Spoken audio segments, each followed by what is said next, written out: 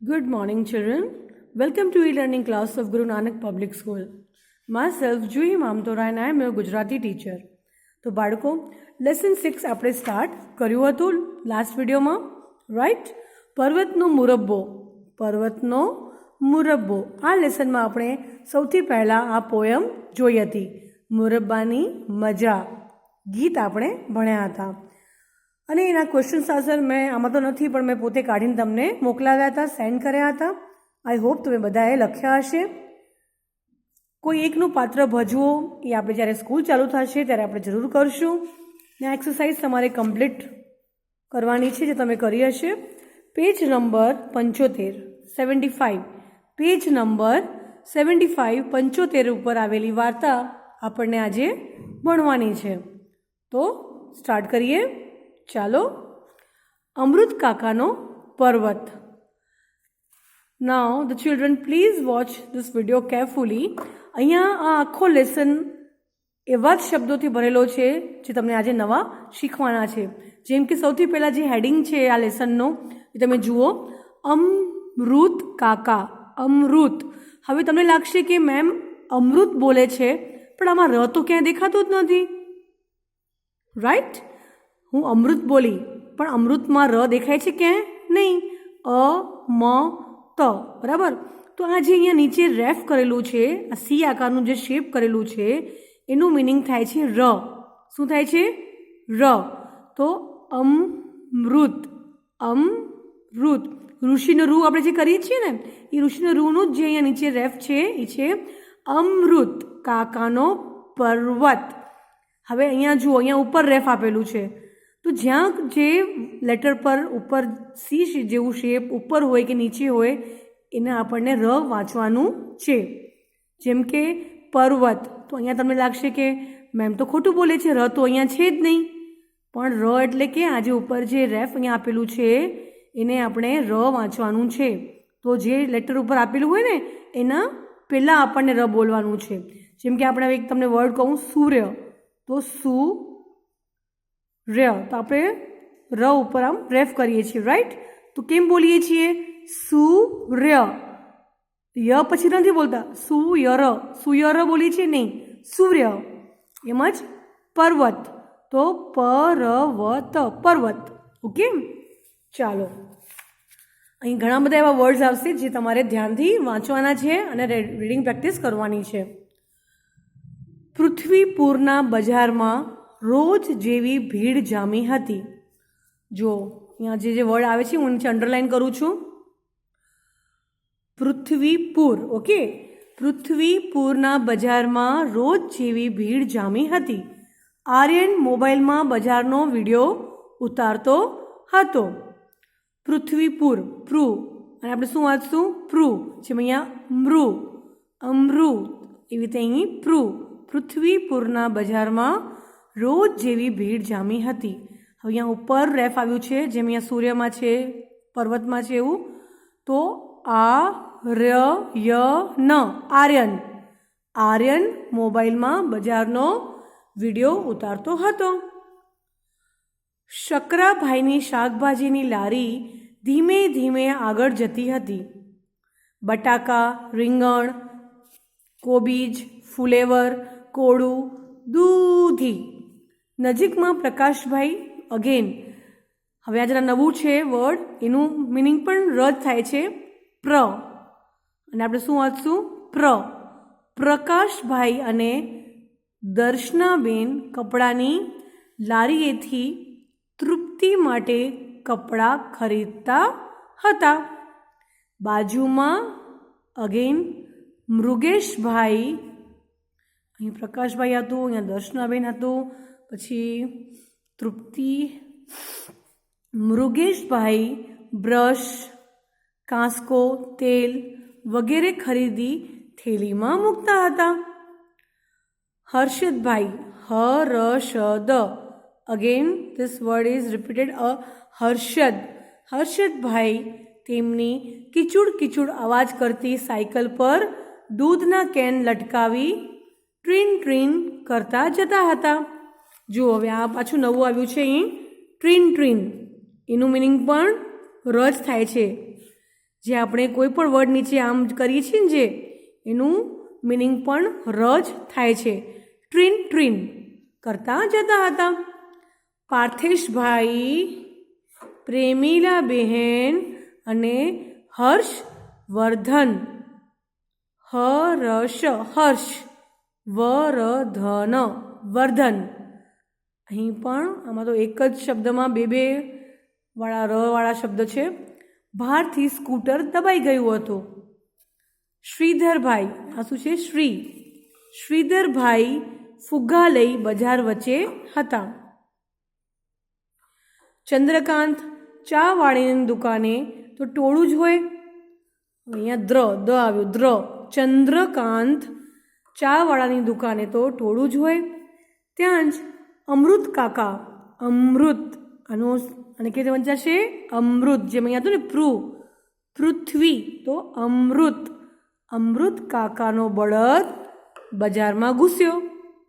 તેનું ડુંગર જેવું મોટું શરીર જોઈ કાકાએ નામ પાડેલું પર્વત. જેમ અહીંયા હતું ને પર્વત. જેવું એનું નામ તેવું એનું કામ. કાકાના હાથમાંથી દોરડું છોડાવી એ તો દોડ્યો બજારમાં.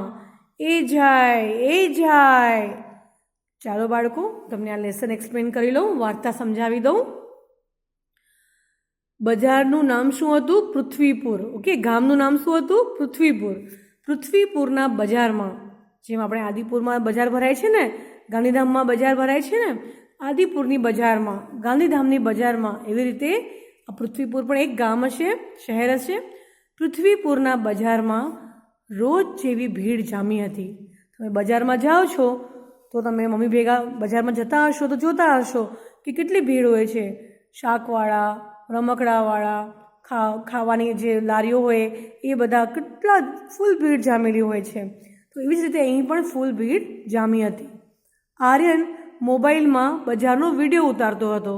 હવે આમાંથી એક આર્યન કરીને છોકરો હશે તમારા જેવડો, એ શું કરતો હતો? બજારનો વિડીયો ઉતારતો હતો. શકરાભાઈની શાકભાજીની લારી ધીમે ધીમે આગળ જતી હતી. તમે જુઓ છો શાકભાજી વેચવા આવે છે શાકવાળા, એ ધીમે ધીમે પોતાની લારીને ધક્કો આપતા આપતા આગળ જતા હોય છે.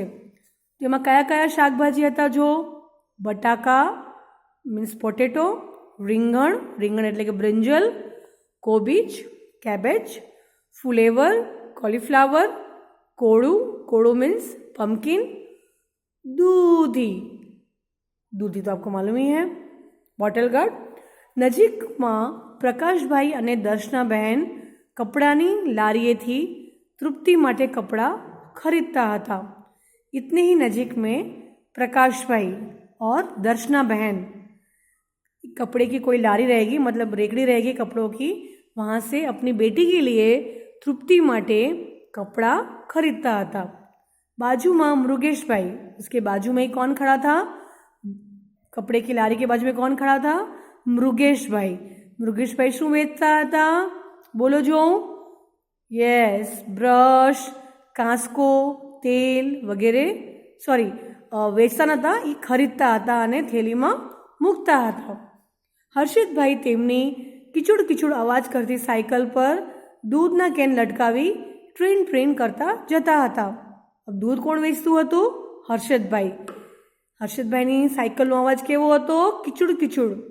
અને દૂધના કેન લટકાવી ટ્રીન મીન્સ ઘંટડી વગાડતા હતા. હોર્ન,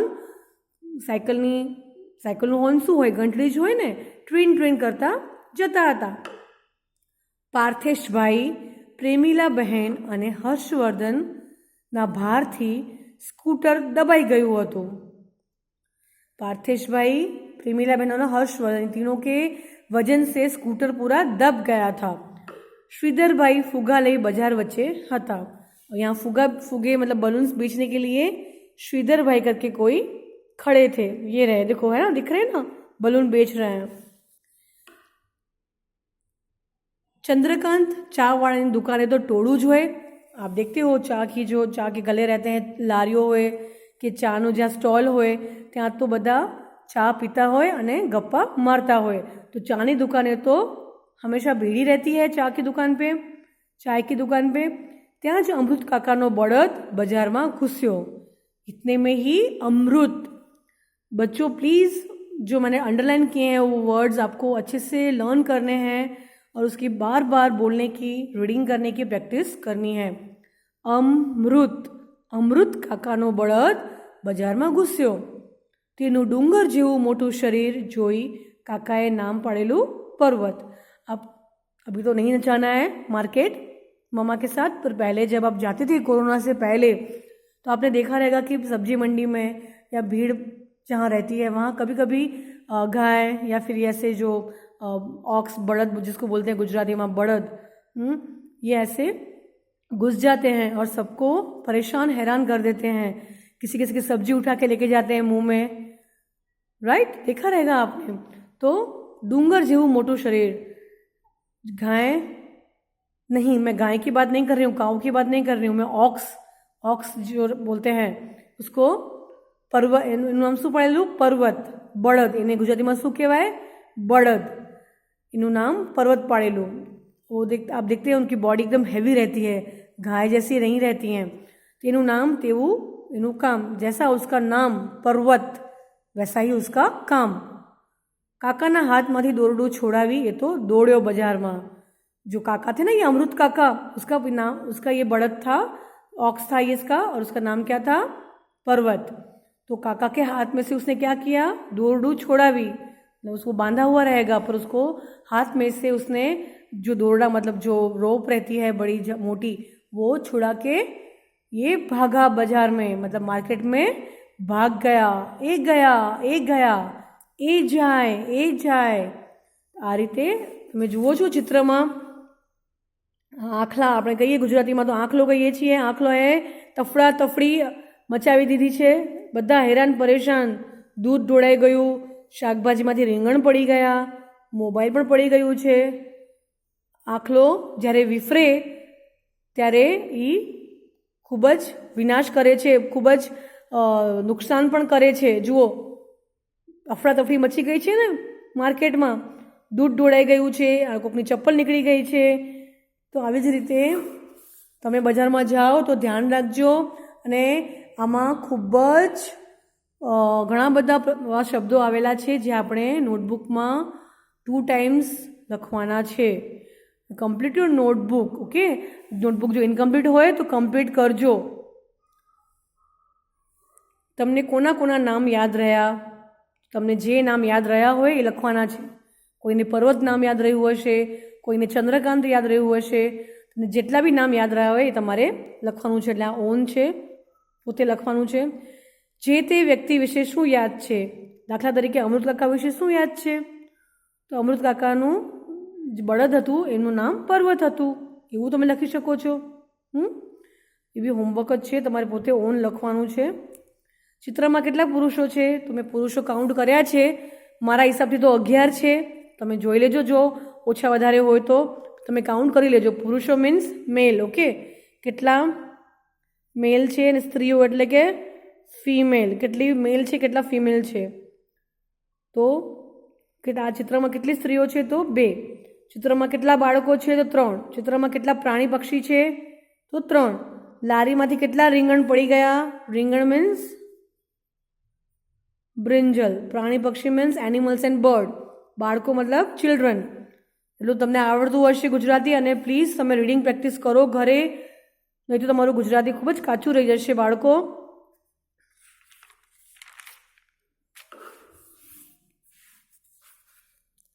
નીચેની વિગતો કોને લાગુ પડે છે? શાકભાજીની લારી, તો શાકભાજીની લારી કોની હતી? શકરાભાઈની હતી ને, તો શકરાભાઈ આપણે લખવાનું છે। બ્રશ, કાંસકો, તેલ, આ કોણ થેલીમાં ભરતું હતું? મૃગેશભાઈ। મોબાઈલમાં બજારનો વિડીયો, મોબાઈલમાં બજારનો વિડીયો કોણ ઉતારતો હતો? આર્યન।